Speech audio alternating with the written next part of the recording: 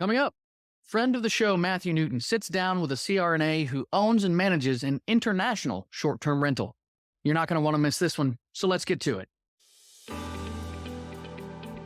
Welcome to the Plan B CRNA podcast. I'm your host, Bobby Jones, and I'm so excited that you're here. The Plan B CRNA podcast is the only show made specifically for nurse anesthetists who are exploring options outside of their traditional career paths. This is the place to expand your mind and your goals as we uncover new ways to produce side income together. Join me for some honest, unscripted discussions with other CRNAs who are transforming their financial lives.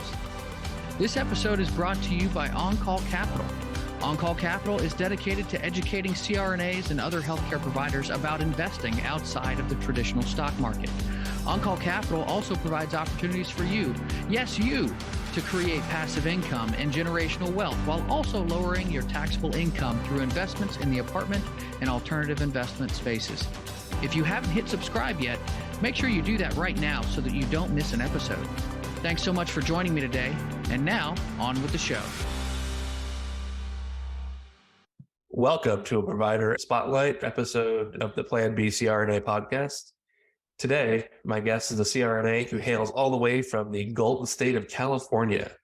She's a CRNA for the past 13 years. She wears many hats. She's a devout Christian, married, and a mother of an 8-year-old daughter. She is a full-time CRNA and entrepreneur. Aside from being a world-class CRNA, she's also an associate market builder at Monat, which focuses on non-toxic plant-based vegan skincare and wellness products. She also currently owns and manages one short-term rental all the way across the continent in Costa Rica. And I'm very proud to introduce you to Lyndsay Bulger. Welcome to the show, Lyndsay. Thank you so much for having me, Matthew. I really appreciate it. Yeah, it's great to have you on, and I'm really excited to get into your Costa Rican property and hear a little bit about that.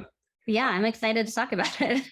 Well, first and foremost, my favorite question to ask is probably the most important question anyone can ask. Tell me about your life goal. What is your why? What's your driving force behind what you do? Honestly, it's my family. It's my daughter. It's giving her, this ability to not have to work. I mean, my mom always worked. She is a single mom.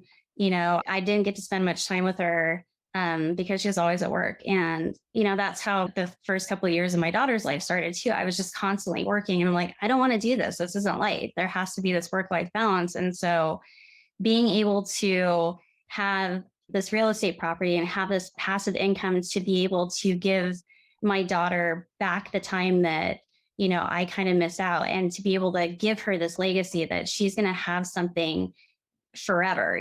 She's going to be able to have it for her family. And it's given our family so many opportunities to just, spend time together. And that's the biggest thing for me, is just being able to set our family up to be able to not be at work all the time and to be able to spend time together.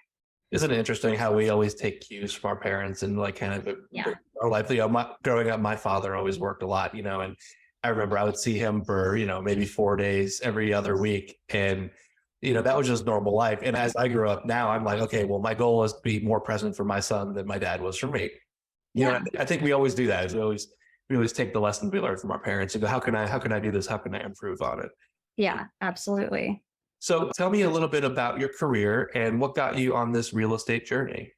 So I started anesthesia back in 2010. I've been with Kaiser Permanente ever since. And as much as I love my job, I love giving anesthesia. I know that this was a gift given to me by God, truly. Like it was, I had to work hard for it, but getting through, nursing and into anesthesia school, it was kind of effortless for me. So I know it was truly a gift from God. And to be able to use the gifts that God gave me and invest in these properties, or my one property now, it's helped so much. And it's scary because it's new. We just bought the property back in November and started booking in December. But to be able to do this is just, again, my hope is to do this for a couple of years and then possibly move down there and actually live in Costa Rica. So that's excellent. It's funny you say it's scary, but realistically, the only thing that's scary is that first step, and you already got it done. So when I talk to you again in 10 years and you're like, Matt, I have 15 properties in Costa Rica and Hawaii. Yeah. And you're going to be like, the only hard one was that first one. That first one, yeah. As providers, we always get that analysis paralysis or that imposter syndrome, and it's always weighing on us. And, but like the good thing about like you and me, we've got that first deal done, and, all the rest is going to come easy after that. Yeah. It's just taking that first step. And, Rick Warren he was the senior pastor at Saddleback Lake Forest. And he always said, perfection paralyzes potential. And that's something that I always took to heart because, we being in anesthesia, we're such perfectionists, we're so OCD about stuff, and trying to have the right environment, being like, okay, this has to be perfect in order for me to invest in this property. No, that's going to paralyze your potential. Just be informed about it, be educated, but don't have everything of the mindset of, I have to have this be perfect before I buy it. Well said. I love it. I'll be stealing that quote for later in life. Just as long as he gets the credit. Yes, absolutely. All credit to Lyndsay. Yeah. So Costa Rica is just intriguing. Now, I personally know very little about the market. What is it? Their main exports bananas, and I know of 2 islands. One's Isla Sorna and Isla Nublar, and from the movies, they have dinosaurs on them. That's about all I have. For our listeners, that's your one Jurassic Park nerdy joke for the day. Yeah. So tell me about Costa Rica. How did you pick this market, and what made you want to go there specifically, as opposed to like Hawaii or right. Else? Something a little bit more domestic. So that was interesting. We were set to buy property in Cabo San Lucas in Mexico, and we were actually in escrow. And the way things kind of worked down there, it was just things were so difficult, and we kept coming up, obstacle after obstacle. And it's like, okay, so we backed out of that property down in Cabo. And then in November last year, we were supposed to go down because we have a timeshare down there. So we're going to go to our timeshare and just hang out for a week. And then my husband got this email about this property in Costa Rica. And he's like, wow, this is beautiful. It's oceanfront. Like, maybe we should go check it out, or just, go down there and explore. And so I said, okay, well, let's, cancel our Cabo trip. We booked plane tickets and hooked up with the real estate agent down there. And Carlo was great. He showed us literally all over, everywhere, from Brasilito down to Acatal. And we just fell in love with it. And we're like, we're not leaving here without buying something. Well, that's fantastic. So what's the name of your property? Do you have a cutesy name like Waving at You or What's Up Beaches? I wish I had something cute. It's in Reserva Conchal. It's Bougainvillea. And we wanted it to be Pura Vida Bougainvillea, but unfortunately the Pura Vida name obviously is kind of, all over Costa Rica. So our little place is just called Bougainvillea.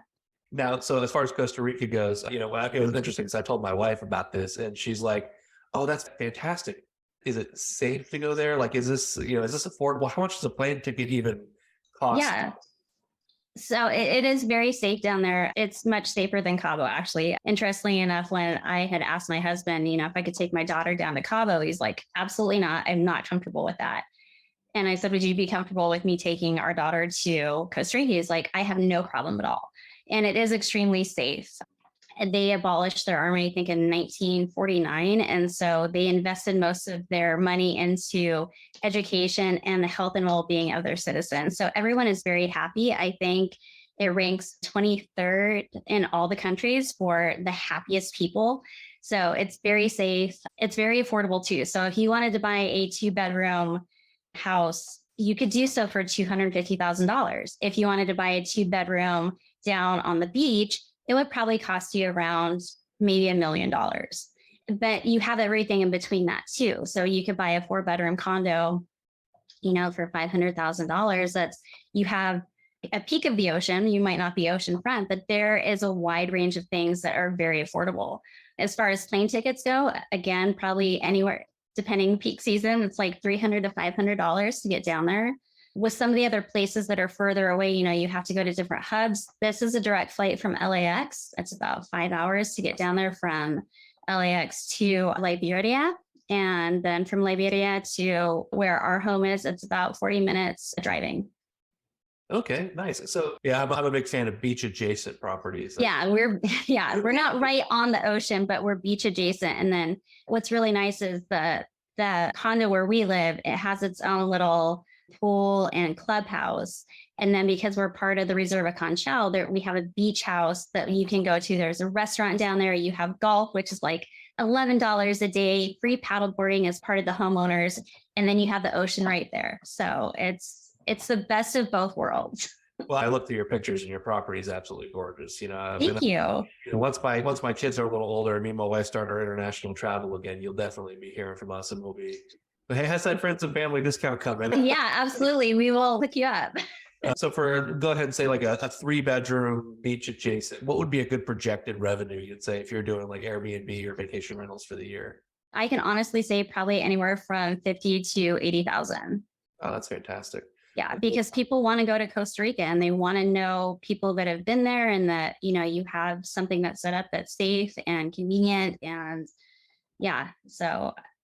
Are there any amenities people are looking for? Like, do they want to be within walking distance to the beach? Do they need a hot tub? What are they looking for, I guess, when they're picking a place to stay? Yeah, so some of the requests that we've gotten, like, how far is it from the beach? And for us, it's, if you drive down to where the beach club is, it's like a 5-minute drive down there, or you could walk. I mean, if you just go across the golf course, then the ocean's right there. It's like a 3.5-minute walk. So it just depends kind of what you want. And unfortunately, I wish it was like right on the ocean. It's not. We haven't worked our way quite up there yet. That's our next goal. But we haven't gotten an insane request like, we need this, we need that. So. Interesting. So tell me, how does the actual home loan work when you're buying out of state? Is it the same way as it does here? Do you have to have do they require you to put more money down or less money down? And I mean, is it hard to get insurance for a property in another country? So interestingly enough, it's not hard to get insurance. As far as doing a loan, an international loan is a little bit more challenging. You do have to put more money down, and it's a lot harder to do. What we ended up doing was we had money that we were able to put down. Fortunately, my husband's business does extremely well, so we're able to kind of put money down towards that. And then we took out a HELOC. And so that's been super good. So you're not taking money out from the bank and owing them back. We're kind of paying ourselves back in the long run, which is nice. And we work with our investors at Northwestern Mutual, and they've been phenomenal helping us with this process as well. Do you happen to know off the top of your head, and this is, I guess, a left field question, if I wanted to do, like, a lot of times you'll buy a vacation rental, like a second home mortgage. Mm-hmm. Would a second home mortgage work in Costa Rica from America?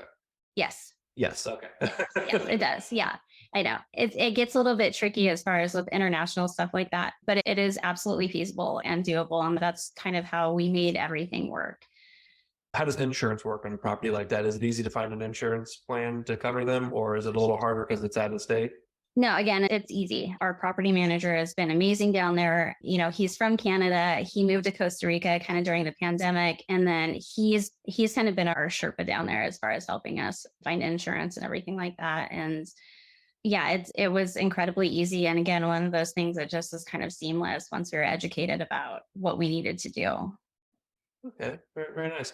So having a property in Costa Rica, I bet every last family member you had to come out of the woodwork and say, hey, can we come stay in your place for free? Yeah. Do you run it like a business and charge everybody a set amount? Do you let, mom stay for free, charge friends a little bit? How do you price your friends and family? Yeah. So friends and family, of course, we're going to, accommodate them. We're not going to charge them. The only thing that we ask is that they just cover the cleaning fee, which is not anything ridiculous. Everything's pretty, like I said, very well priced down there. So it's like $60 for them to stay for a week, which I think is pretty good. That's fantastic. Even my cleaning fee on my cabin's like $170. So yeah, things are much cheaper down there. Like I said, you could do a round of golf for $11 down there. So it's pretty great. That's great. Once they saw my golf swing, they probably charged me more because they'd be having to go find balls. Mine too. So how's hosting been so far? Have you had any interesting or bad guests? Have you had any weird complaints or questions that you've been had so far? Yeah. So interesting. The last time, so when we bought back in November, we closed and we were starting to rent out in December. And then we actually got to go stay down there in March for the first time. So it was great being there. And it was great kind of seeing like, okay, this is what people need, or this is what we would like to see in there. And we met up with our property manager and we're like, how is everything going? How are the bookings going? How are the people? And he's like, dude, I have to be honest with you. I can't have a family with kids less than 5 years old staying in here. And we're like, oh no, why? And they're like, they just trash the place, because you have some families that come in there and they're like, this is a rental. This isn't our place. Go ahead and mash, Fruit Loops into the white leather couch and, draw on the walls and pee on the mattress. So my biggest recommendation to anyone out there, if you do have short-term rental, get waterproof mattress covers on all your mattresses. Because there was a lot of steam cleaning that happened there. I have mattress encasings on all my mattresses. Yeah. A giant Ziploc bag that goes on your mattresses. It prevents against the pee and it prevents against the bed bugs. I'm very weird about that kind of stuff too. We're wild adults who have a good night of drinking. It's like, it's just better to protect what you have. So, and that's a tough thing too, because like, this is your baby. This is your house. Yeah. You love to live there one day. My cabin is the same way. I love my cabin. It's cozy. It's secluded. It's wonderful. And people live really hard on vacation. I would never think to go in there and mash Fruit Loops on something. So recently, one of my hiccups I just had was I had one of my guests burn out my motor in my hot tub because they tracked the forest into it.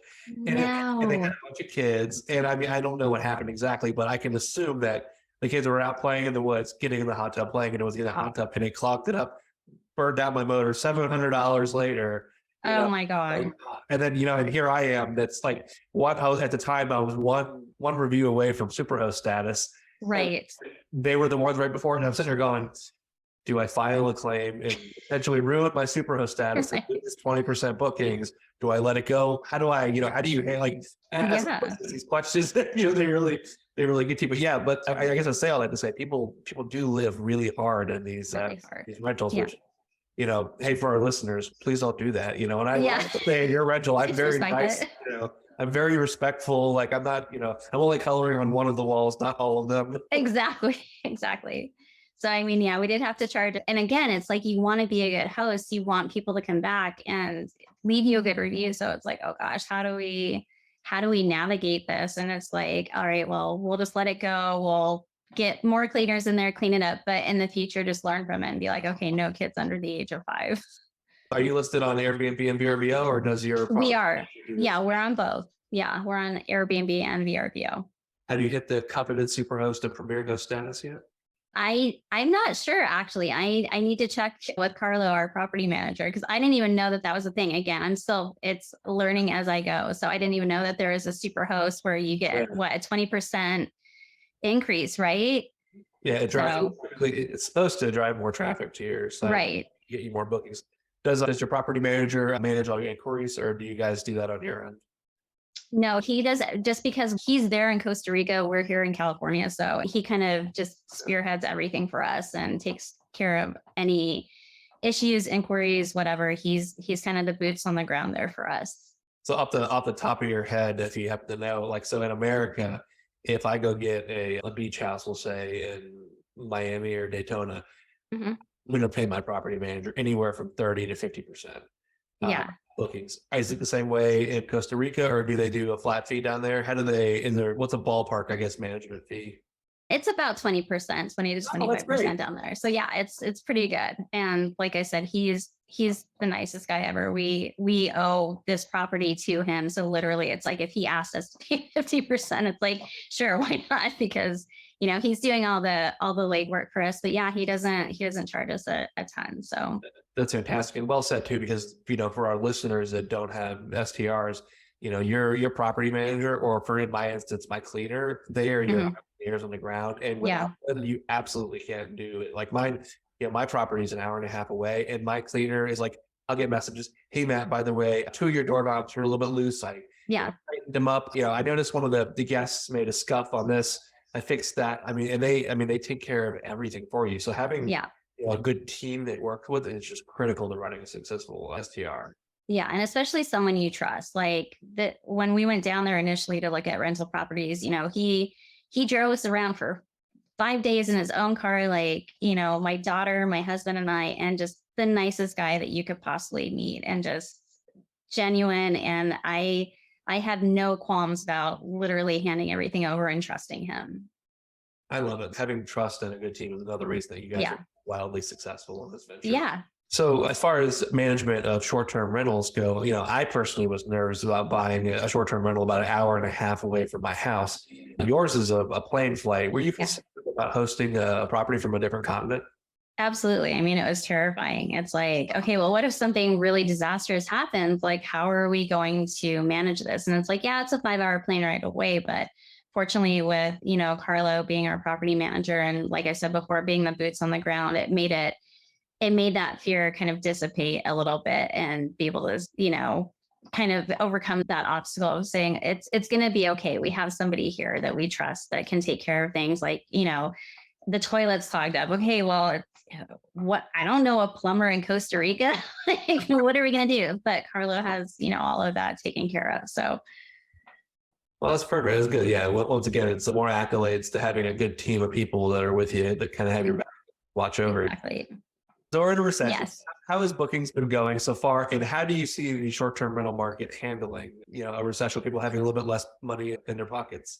I don't see it being an issue at all because you still have, despite the so-called recession, you have people who still are wanting to go on vacation. You still have people who, are looking to go to exotic places, tropical places.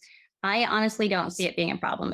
You have people who are traveling, who are looking for new places to live. Even people within Reserva Conchal itself, when they renovate their properties, they'll contact us on the WhatsApp and say, does anybody have anything that I can rent out for 2 months while my place is being renovated? And that's been amazing too. One of the tenants there, Donna Marie, we met her the last time we went down, and she got me hooked up into the Reserva Conchal community. So when people are asking like, hey, can I rent out your place for 2 months? Or I have family coming, I only have a 2-bedroom. They're looking for a 4-bedroom. Do you know of anybody? And it's like, yes, absolutely. So I don't see this being a problem at all as far as the recession or the need. The need is there. People want to stay in nice places, even if it's just for a couple of days, and it's affordable. It's extremely affordable. That's great. It's nice that you talk about like other ways of actually getting guests, not just straight, I want a vacation, maybe somebody is having your place renovated, which is excellent. And I think, as a short-term rental owner, it's always good to find ways to get different kind of guests. And I interviewed in another podcast, a nurse practitioner who's down in Pensacola, and she was telling me that a lot of her guests, especially in the off season for the beaches, is for conventions. And I'm like, oh, yeah, what a great idea to market, your place for conventions. I have a friend who's on an Emerald Isle, and he has a deal with the insurance companies during hurricane season. The insurance companies just come and book his place all through hurricane season when he doesn't normally have renters, so they can manage on all the other properties. And I'm like, what a fantastic deal. I think it says a lot to us as, and maybe I'm just biased, but I feel like as CRNAs or as, nurses, we have that mindset of, okay, well, we have our one idea. What's our plan A? What's our plan B? What's our plan C? And how can we make things better and always improve on quality? Yeah, absolutely. Yeah, I completely agree with that. So one of my other favorite questions I always ask every single guest, we talk about a lot of our wins. Tell me about your biggest failure in your career, your personal life, or in investments. Tell me about some time that you had a miss that, where you learned something. Yeah. Well, this is my first true investment. So I'll consider this a win for right now. But as far as one of the biggest things in my career was not doing this sooner. My mom growing up, she's like, I want you to be something better than a nurse. And so it was always my mindset, I need to be a doctor. And so, I went to a really good 4-year private university, studied exercise science and sports medicine because I wanted to be an orthopedic surgeon. And 2 years into my college and going into my junior year, my mom passed away. And that kind of just changed the trajectory of everything. Like I finished college, finished school and everything, but I took a break for about 1.5 years trying to figure out what I wanted to do, and ended up going to Mount St. Mary's, doing their accelerated BSN and becoming a nurse. And I really wish I would have not listened to my mom. I think so many times it's like we try to please our parents and, do the right thing and make them happy instead of doing what makes us happy. And I always wanted to follow in her footsteps. Like I admired my mom so much and I looked up to her and I'm like, you're a fantastic nurse. Why wouldn't you want me to follow in your footsteps? So my biggest failure was, wasting a good 5 years of my life paying, extraordinary student debt. And, when I could have just done this from the get go and, saved a lot of time, saved a lot of heartache and gotten into this sooner and probably, started investing sooner too. It's crazy that they don't teach this stuff in school at all. No. They teach you go to work, you punch your clock, you be a good employee, put a little bit in your 401k if you can, you don't cut too much, and you're going to be fine. And they don't teach, but that whole mentality teaches you, you're going to work until the day you die. Yeah. There's no financial freedom. There's no, you're expected to go be at work for 40 or 50 hours a week. Yeah. Your family kind of falls in there somewhere, but your priority in life is work. And, what you've done, what a lot of our guests on the show have done is really commendable, because they said, you know what I'm going to do? I'm going to reorganize my priorities. Work is no longer my priority. Yeah. Work, I work to live. I don't live to work. I'm going to spend time with my family, and, work is just a means to an end. So they have their job, taken all their successes from their job and translated it into investments, properties, private equity, all these things. And all these things are actually allowing them to do what their passion is, which is spend time with family. And at least in my boat, that's the most important thing in life. Yeah, I completely agree with that. And that has been my mentality for the past 5 years is I no longer just want to work. I don't want to live to work. I want to work to live. I don't want to work constantly. I want to be at home with my daughter, especially in these years where, now she knows that I'm home with her. She asks, can you volunteer at my school? Can you do this? And before I'd be like, no, I have to work, baby. I'm sorry. But now I'm afforded these opportunities to be with her and to do more things with her and be present in her life and set up this generational legacy for her to where, she's set for life. This kid has no idea. She's good to go. Well, it's funny when we talk about like success and happiness, and one of the, I think it was like Albert Schweitzer, he said something like, success is not the key to happiness. Being happy is the key to success. So if you love what you're doing, you'll definitely be successful. And I mean, there's so much truth in that statement. I find that, people get so worried about these accolades, but it's just, if you love what you do, then you're not really working. Yeah. And I was just going to say, my mom always said, find something you love to do so you never have to work a day in your life. It is very, very true. Very true. So being family oriented, doing everything you do you have any charities that you do? Do you give back to your community? Is there anything that's near and dear to your heart? A couple things. So as I mentioned earlier, I'm part of Saddleback Church. I'm part of their anti-human trafficking ministry, as well as their grocery distribution ministry. So every year we do something, or monthly, with the anti-human trafficking, as far as, helping families and women and children who were previously trafficked, and, trying to help them establish a new life, setting them up with clothes and shelter and amenities. And, if they need a microwave, it's like, okay, we have this need, and how can we provide for these people? And then also too, with our grocery distribution, I try to do that at least twice a month. And it's just, we have massive amounts of food that we give people. So they come in their cars and we, give them groceries for the week. And it's so rewarding to be able to provide for people. I'm very much of the mindset that we are here to serve, not to be served. And I think that, was the biggest thing that Jesus taught, So I do try to give back as much as I can. And then one of the charities that's very near and dear to my heart, again, it's a human trafficking charity, which is Slave to Nothing. That's the one that In-N-Out promotes. So during January, they have their human trafficking. And then in the month of April, they have the child abuse prevention that you can give to that charity. That's fantastic. I'm, like that, helping others is one of the keys to being a good human being in life. So I believe that, as CRNAs, as people that have usually an exceptional salary, it's always good to find ways to, whether it's monetarily or time-wise, to give back and put back into your community. So I feel like that's our duties in life. Yeah. I love it, but good job.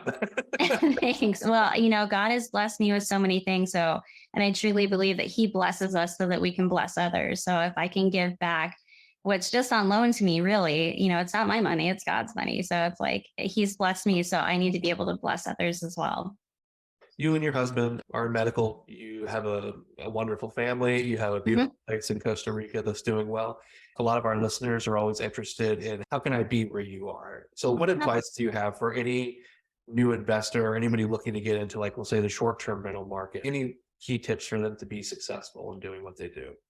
Yeah, absolutely. Go for it. Don't be scared. Again, perfection paralyzes potential. If you see something, if you see a beautiful property and you have this dream of turning this into a short-term rental, do it. Go for it. You can do it. It's terrifying, it's scary, but it's possible. And I think my story is a testament to that. Like, here's an international property. Like, this is never going to work. This is never going to happen.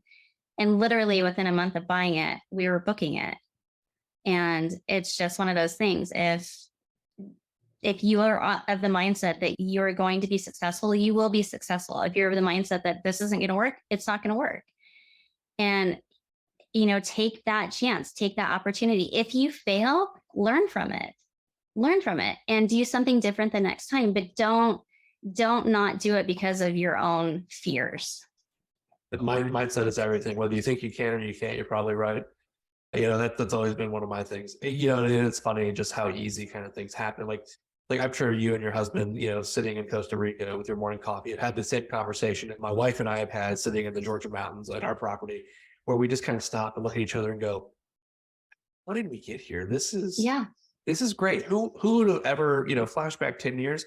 I would have never told you I'd be sitting in an authentic log cabin in the Georgia mountains. Like, I never would have thought I'd ever be there." And it's a matter of, I remember the first day I put pen to paper and said, "Here's my 5-year plan. Here's my 10-year plan. This is what I do." And has everything gone perfect? Absolutely not. But, I've definitely had more successes than failures, and I never get discouraged. And I think that's really the key. Yeah, I agree completely. And like you said, if you have more successes than failures, then that's great. And if you do have failures, just learn from them. Mistakes are going to happen. I mean, we've already learned so much about, our property in Costa Rica. It's like, okay, well, we're going to learn to do things a little bit differently next time that if we do invest in a property again. So fantastic. So speaking of goals, tell me your 2 and 8-year goal. Where do you hope to be? What would you like to see financially or personally? Obviously, having our investments grow would be great. Getting another property would be wonderful. That's my 2-year plan, is to hopefully secure another property. And then my 10-year goal is to be in Costa Rica, living there. So we've already toured the schools down there. Yeah, we hope to be living down there in 10 years. So that's a fantastic goal. We'll be calling you in 10 years. You'll have to give me your extension for a Costa Rican phone number, but yeah, exactly. Call you and find out how that's going. So last question, as medical providers, we're constantly stressed. We have very challenging jobs, taking care of everybody else. What do you do to take care of yourself? How do you better your mind, body, and soul? How do you stay, kind of ahead of the curve? Yeah, I was going to say usually a glass of wine. But in all seriousness, no, I think the mind-body connection is one of the biggest things. And I think taking care of your mental well-being, everything kind of falls in place after that. So, I make sure I read and listen to podcasts, and I try to stay up on the latest, health and well-being, as far as like listening to podcasts, winning the war in your mind, and just trying as much as I can to be positive, and just like go to therapy, like meditate. Like, as long as you take care of your mind, it will take care of the rest of your body. And just exercise, of course. I try to be active. I literally ground myself. I will go outside with my dog and walk barefoot on the grass and just, get that sunshine, get that fresh air, try not to be in, because, I work 24-hour shifts in the hospital and I don't see a lot of daylight. So I will try during those 24 hours to go outside and have lunch, or, be in the sun. And then I think the biggest thing is just gratitude. Every day I wake up and I spend the morning with God. I read my devotions. Before I get out of bed, I say 5 things that I'm grateful for. And I think that's one of the biggest things, is just keeping that positive mindset throughout the day. That sounds perfect. I love it. Like I said, my mindset is everything when it comes to directions in life. Yeah. Well, Lyndsay, this has been an absolute pleasure talking to you. I'm sure our listeners are going to love hearing about this, and I'm sure you're going to get lots of questions about Costa Rican properties. For all of our listeners, Lyndsay's information will be in the show notes. If you'd like to send her an email, if you would like to talk to her about her beauty and wellness products, or if you'd like to book a wonderful, beautiful Costa Rican trip. Trust me, I've looked at the pictures. It's worth it. Thank you. There'll be ways to get a hold of Lyndsay and her property. So, Lyndsay, thank you so much for having you on. It's been a pleasure. Matthew, thank you so much. I really appreciate your time today. There was so much actionable content in this conversation. Lyndsay and her husband did their due diligence, and they purchased a short-term rental investment in a destination that they enjoy themselves. And that allows them to check on the property and expense parts of the trip while catering to their chosen lifestyle. But like she mentioned early on, perfection paralyzes potential. And the biggest takeaway for me is that they took action. Yes, there's risk involved, but that first step is often the scariest. And Lyndsay surrounded her project with high-quality people that managed the property for her, which is a big key to success when it comes to short-term rentals. And another thing that really strikes me about Lyndsay is her gratitude. And that stems from her why, which is her faith, family, and charity. Lyndsay's mom had a huge influence on her, and it's clear that Lyndsay is trying to pass part of that legacy onto her own daughter, whether that's through setting her up for success or showing the path of giving back to the community. And those lessons are going to last for years to come. That's going to do it for today's show. If you'd like to reach out to Lyndsay to learn more about her journey, make sure you check out the show notes for her contact info. This is Bobby Jones signing off. Till next time, stay safe and take care of each other out there. Thank you so much for joining me for another episode of the Plan B CRNA podcast. If you haven't already subscribed and reviewed the show, I'd be honored if you took the extra time. It really helps to expand our reach and get the word out about the show. If you're a CRNA who is interested in sharing your story on our podcast, I'd love to have you. Please email me at bobby@oncallinvestments.com for more information. This episode was brought to you by On-Call Capital. They are dedicated to helping providers like you develop passive income and generational wealth through investments in the apartment and alternative investment spaces. Feel free to check out their website at www.oncallinvestments.com and subscribe to their free educational email series. You can find On-Call Capital on Facebook, Instagram, and Twitter. You can also check out our YouTube page, where you'll find all of the show episodes along with other educational videos. Thanks for listening, and we'll see you on the next episode.